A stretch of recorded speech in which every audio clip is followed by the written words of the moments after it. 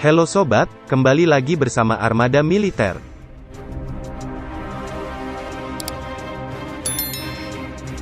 China memang nampak penasaran dengan perkembangan militer Indonesia. Militer Indonesia, seperti diketahui sejak 2010 lalu, menunjukkan tren peningkatan yang signifikan, yang membuat China menaruh perhatian. Kemudian, sejak militer Indonesia memulai modernisasi alutsistanya, entah kebetulan atau tidak, China mulai mengganggu Natuna Utara.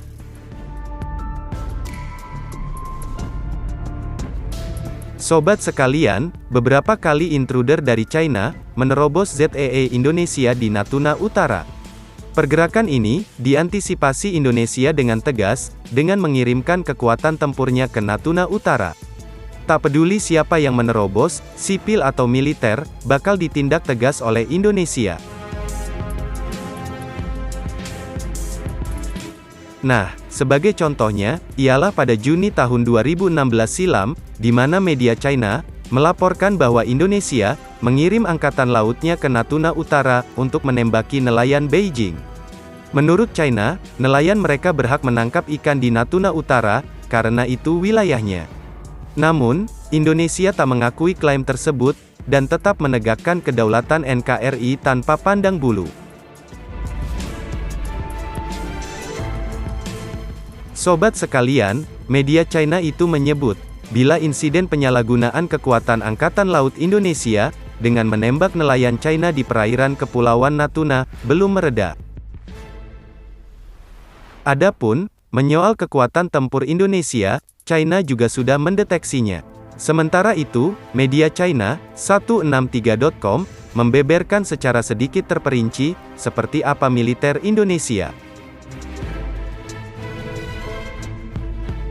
163.com, menerangkan bahwa jumlah personel aktif militer Indonesia, cukup banyak mencapai 380.000 prajurit, dan jumlah tank yang dilengkapi tidak banyak, sekitar 400 atau lebih. Namun, China meyakini satuan lapis baja Indonesia masih relatif lemah, bila harus berhadapan dengannya. Kemudian, Matra Laut Indonesia juga tak lepas dari pengamatan China. Dari segi peralatan, TNI AL memiliki 225 kapal, di antaranya 2 kapal fregat kelas Marta Dinata, dan 6 kapal fregat kelas Ahmad Yani. Selain itu, ada 5 kapal selam konvensional, 24 fregat ringan, dan sisanya adalah kapal patroli dan kapal rudal, ungkap media China tersebut.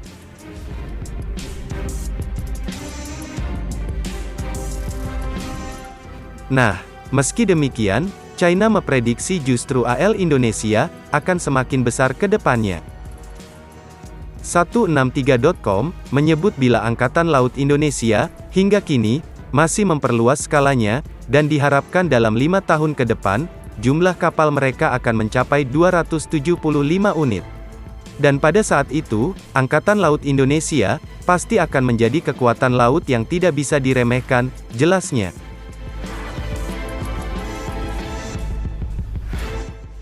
Nah, sementara itu, salah satu yang diwaspadai China, ialah industri galangan kapal Indonesia, yang sedikit demi sedikit mulai mandiri. Indonesia, setidaknya sudah punya kemampuan membuat kapal perang bertonase kecil. Ada pula, kapal selam kerjasama dengan Korea Selatan. Dan, yang salah satunya penting, ialah pembuatan kapal landing platform dock, sudah 100% dikuasai Indonesia. Nah, sobat sekalian, kapal LPD inilah, yang mendapat sorotan khusus dari China. Bagi China, pergerakan Korps Marinir Indonesia dengan LPD ini, sangat efektif.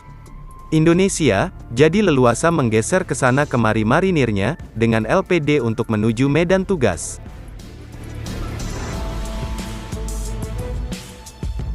Pengadaan kapal, cenderung mengutamakan fungsi angkutan amfibi, antara lain jumlah dermaga kapal amfibi yang terus meningkat, dan hingga 26 kapal pendarat tank kecil dan menengah. Melihat kekuatan armada regional di seluruh dunia, sulit untuk menemukan selera yang sama, ujar media China baik Baidu.com.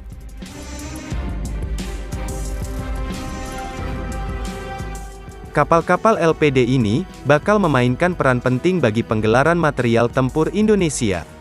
Dua kapal pendarat amfibi Makassar Class, yang menggunakan teknologi Korea, dipastikan akan memainkan peran inti armada, untuk waktu yang lama, jelasnya. China, bahkan sampai mengetahui seluk-beluk LPD Indonesia ini.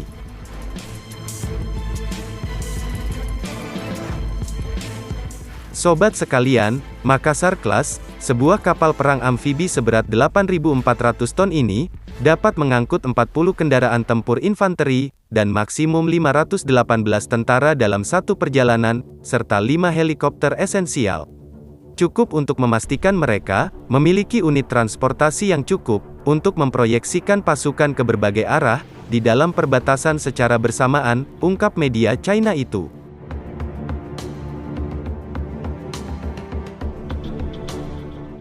Nah, sementara itu, pengamat militer China, Cao Weidong, mengungkapkan jika Indonesia sangat berambisi jadi kekuatan utama ASEAN.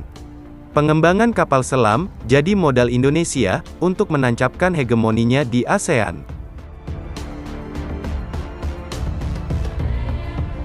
Adapun untuk di udara, Indonesia juga memperkuat konstruksi angkatan udara untuk bersaing memperebutkan supremasi, jelas Cao. Cao mengungkapkan jika Indonesia sudah punya modal untuk melakukan hal itu. Salah satunya ialah penduduk yang hampir setara dengan China. Penduduk Indonesia masih relatif besar, kekuatan ekonominya juga meningkat. Indonesia mungkin juga ingin menjadi kekuatan militer regional, jelasnya.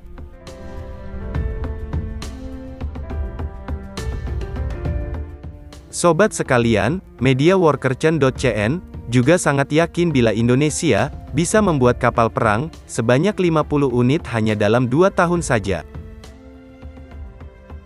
Dalam beberapa tahun terakhir, Indonesia telah banyak berinvestasi dalam modernisasi pertahanan nasional, dengan giat mempromosikan pembelian militer asing, dan mengusulkan untuk menghabiskan 125 miliar dolar Amerika, untuk pengadaan peralatan angkatan laut, dan angkatan udara dalam 20 tahun ke depan, serta 50 kapal permukaan dalam 2 tahun ke depan, ungkap Workerchen.cn.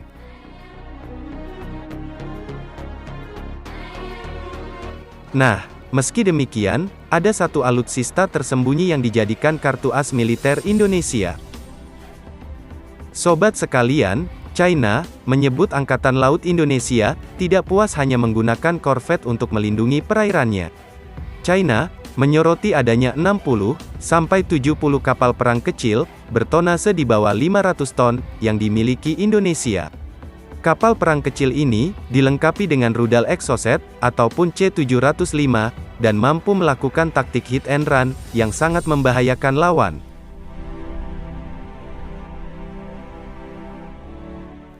Ada juga kapal patroli, yang hanya memiliki senjata ringan, untuk menghadapi lawan.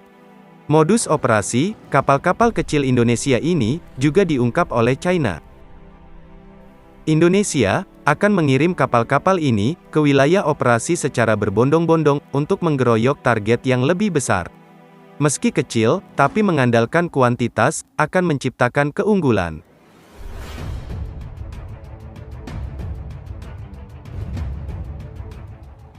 Kapal dengan spesifikasi berbeda, sering dikirim untuk melakukan tugas yang berbeda, sesuai dengan persyaratan intensitas pertempuran di perairan yang berbeda. Meski terlihat kecil dan lemah, namun, mampu menciptakan keunggulan asimetris, dalam berbagai konfrontasi paramiliter, dengan mengandalkan kuantitas dan persenjataan.